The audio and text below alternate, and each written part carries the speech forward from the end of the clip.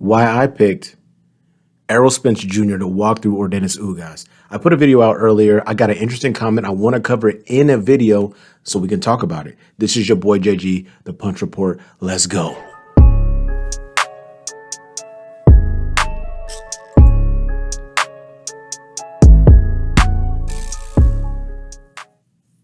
Like I said before, y'all, welcome back to the channel. This is your boy JG. This is the Punch Report.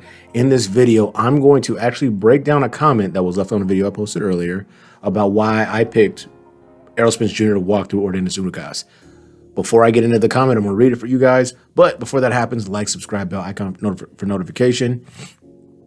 Let's go. Now, this is my favorite thing about YouTube. Engagement, conversation, the ability to voice your opinion. But what I would say is this: you got to make sure you bring heat, though. You got to bring heat for your boy. Don't stop commenting. Don't stop the engagement. I love it. So let's get into the comment right now. And I'm going to post in the video. Well, maybe. If it doesn't look too crazy with a screenshot. But anyway, let's read the comment. The reason why Ugas has no KOs is because he's a technical boxer. So I'm going to stop right there. Off the top of my head, and I'm not going to make this a super long video, no KOs because he's a technical boxer. Canelo Alvarez, highly technical boxer. Danny Garcia, highly technical boxer. Brutal punching power. Tremendous left hook. Terrence Bud Crawford, brutal finisher. Devastating knockouts. Also a very beautifully skilled technical boxer. Because you operate with technique does not mean you cannot generate knockouts. Yordenis Ugas is a tremendous Cuban-style boxer. I wouldn't call him necessarily slick, but he's a tremendous counterpuncher. He has a great jab, tremendous jab, but he doesn't get out of the way. And in this particular matchup, you know the saying, styles make fights. In this particular matchup against Errol Spence Jr., he's going to have to be special or present something to Errol that makes Errol get stuck in the middle, wait, and hesitate. I don't think he has the power to possess that. And simply being slick and technical isn't enough. Mikey Garcia is a tremendous technical boxer, got walked down by Errol Spence and brutalized. Same thing for Danny Garcia, got walked down and brutalized by Errol Spence. So like I said before at the top, Canelo Alvarez, Danny Garcia, these dudes are tremendous fighters, champions. They've knocked people through the ropes. And Terrence Bud Crawford, who is the most vicious of them all from a finishing perspective, this dude is mean as fuck. Check him out at 140. Check out what he did to, I think John Molina is a good fight to check out. I mean, he did it to a lot of different people, but that's a good fight where you just see a dude just beat the hell out of somebody. See what he did to Jeff Horn. You see what he did to Amir Khan. You see what he did to Kavalaskis. The dude is just brutal, but he's highly technical. So from that aspect right there, you kind of telling on yourself a little bit, because just because you're a technical fighter doesn't mean you don't have pop. And those three fighters that I named, we know they got pop. Whether it's that one punch style stuff, like Eric Morales flying through the ring when he got folded up by Danny Garcia, or when with a left hook, or when Danny Garcia knocked out Brandon Rios with a right hand, so perfect, right off the shoulder, just destroyed him. Or it's a Caleb Plant Canelo style fight where the power of Canelo Alvarez just wore on Caleb Plant. Eventually, the technical savvy, the ability to make a miss and step in and throw shots from various angles, that being Canelo, got Caleb Plant out of there. Highly technical, but also with power. So I got to look at that first point and say, I'm not sure if that makes sense. Let's go back to the comment. He outboxes. Okay, cool. Look what he did to Pac's face. When he says Pac's face, we're talking about Manny Pacquiao. Manny Pacquiao is an individual that I put in the last video. So it's clear. I don't know if you didn't watch it or you didn't understand it or you were triggered by the title, but Yordenis Ugas brutalized Manny Pacquiao. He landed an unrealistic amount of shots on his face and head, marked him up, and brutalized him. But he didn't stop Manny Pacquiao, and he didn't drop him. And he had a significant size advantage, weight, and reach advantage over Manny Pacquiao. Manny Pacquiao's a legend. Shout out to him. But I mentioned that, and I showed love to Yordenis Ugas for getting it done against Manny Pacquiao. That's actually in the video. I would encourage you, Jesus Loza, to go back and actually watch the video. Pacquiao got his love, but he also got lumped up, and that's in there. I don't need to go back and rewatch anything because I already know what happened. Going back to so he says, go back and watch it, blah, blah, blah. He has a respectful counter right hand. I bet anything Errol ain't rushing in because If he does, he'll get caught with a right. Well, no one's rushing anywhere. And Errol doesn't rush anything. He's a very patient fighter. He does a good job of neutralizing his opponents while staying in range, causing them to throw shots because they see an opportunity to hit a big target, and then countering them viciously upstairs and downstairs of the body. Ugas is good with southpaws. This is a good one. You're probably just an Errol Spence fan. Absolutely. Love Errol Spence as a fighter. Followed his career. I love the welterweight division. It's a fun division to cover, and there's a lot of content within the division to discuss and break down. There's no shame in saying that I like a fighter, but I like Ugas too, and he's dope. He also has 4 losses, and he also has a past that would suggest that sometimes he struggles to finish. There's no shame in that. It is who he is as a fighter.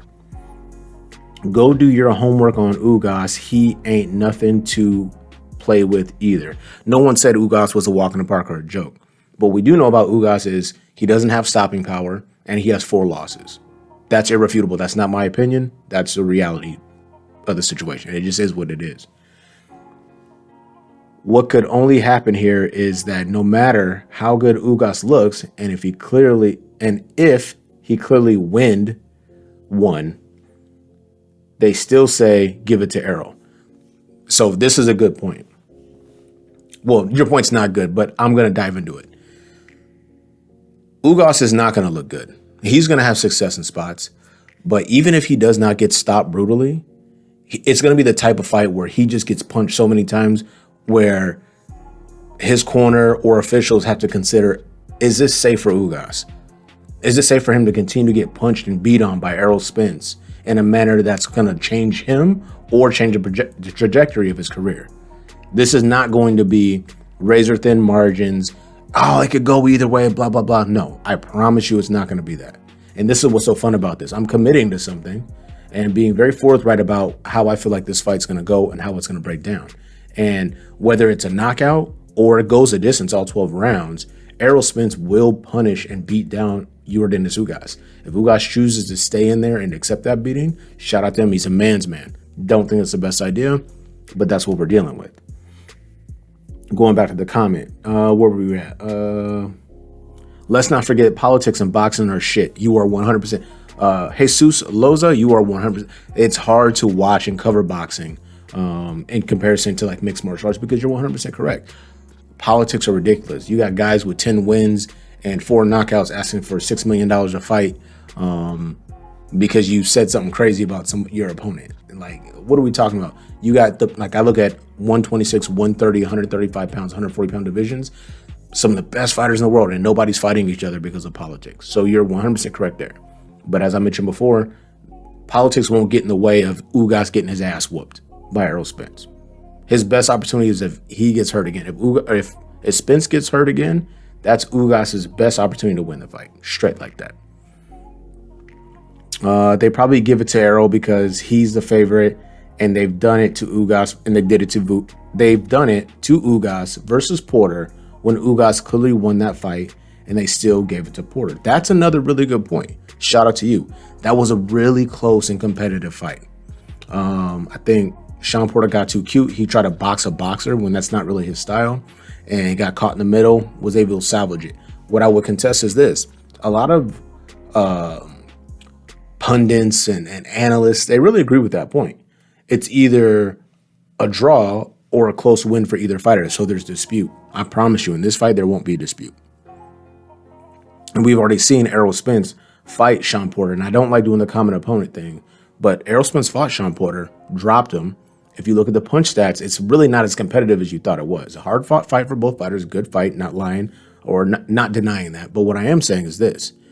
Errol Spence had quality output, higher land percentage, and he got the knockdown in the 11th. Victory goes to him. We still have to debate whether or not Ugas beat Porter or not. We don't have to do that with Errol Spence. So when you bring up the Porter fight, I don't necessarily disagree with you. But what I would say is we've also seen him fight Errol Spence and got dropped and battered. So I love the engagement. I love the comment, and shout out to you, by the way. We definitely not beefing or talking no shit, but we just engaging, and I would encourage anybody else. Your comments, your thoughts, how you guys feel about certain things, put that down there and let's talk about it because I think it's dope. But at the end of the day, I go back to this first sentence that says the reason why Ugas has no KOs, he has 12 and 27 bouts, just so you know, is because he's a technical boxer. Danny Garcia, Terrence Crawford, Canelo Alvarez, all technical boxers, all brutal finishers. This is your boy JG. This is the Punch Report. We keep it popping. You guys make sure you check out that fight. Saturday, April 16th, AT&T, Arlington, Texas. Unification, IBF, WBC, WBA belt on the line. Errol Spence Jr., big fish. Yordenis Ugas, coming off the Manny Pacquiao victory. It goes down. Like, subscribe, bell icon for notification. Put your comments in the comment section. Let's talk about it. Shout out to my man, Jesus Loza. Let's go.